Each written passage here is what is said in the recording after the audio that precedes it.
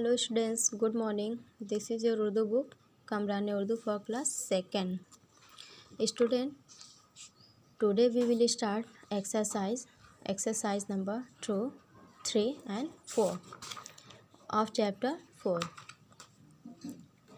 Exercise 2 दर्जज़ेल अल्फाज लिख कर मश्क कीजिए. सेम यही लफ्ज़ हमें राइट करना है.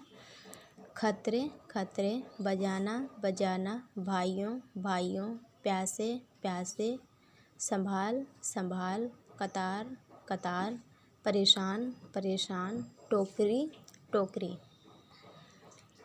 एक्सरसाइज नंबर 3 दर्जज़ेल अल्फाज के मुतज़ाद लिखिए. Means opposite.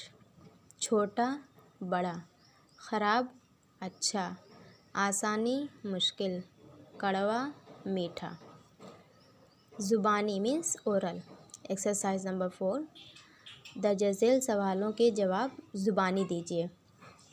हिफाजत का क्या मतलब है? हिफाजत का मतलब है चीज़ों का ख्याल रखना. हमें वन वर्ड में आंसर देना है. ट्रू है. बे, हमें अपने पालतू जानवरों का ख्याल किस तरह रखना चाहिए?